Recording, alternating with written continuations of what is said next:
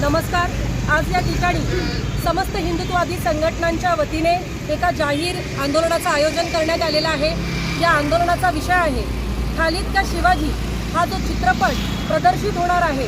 या चित्रपटाच्या माध्यमातून अतिशय तथ्यहीन अशी माहिती प्रसारित केली जाते, ज्यामध्ये सांगितलं जाते की छत्रपती शिवाजी महाराज यांच्या सैन्यामध्ये 35% मुस्लिम सैनिक होते, त्यानंतर 11 मुस्लिम अंगरक्षक होते, नंतर रायगडावरती जे आहे तर महाराजांनी मशीद बांधली।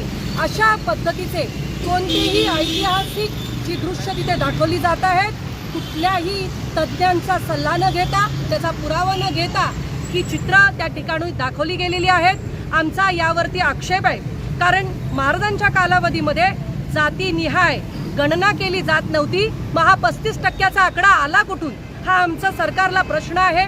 तर आपल्या महाराष्ट्र राज्य शासनाने माननीय मुख्यमंत्री आहेत, गृहमंत्री आहे, यांना आमची या आंदोलनाच्या वतीने विनंती आहे की जोपर्यंत तज्ज्ञांच्या माध्यमातून या दृश्यांची ऐतिहासिक दाखल्यासहित पडताळणी केली जात नाही, तोपर्यंत हा चित्रपट प्रदर्शित केला जाऊ नये।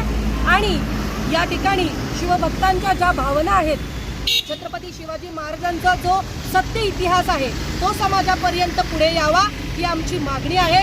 आणि हा जो चित्रपट आहे त्यामध्ये महाराजांचा एकेरी उल्लेख केलेला आहे आणि अतिशय खोटा इतिहास प्रसारित करण्याचा, महाराजांना कुठेतरी सेक्युलर दाखवण्याचा प्रयत्न केला जात आहे, तो तात्काळ थांबवण्यात यावा ही मागणी करण्यासाठी आजचं हे आंदोलन आपण आयोजित केलेलं आहे। धन्यवाद।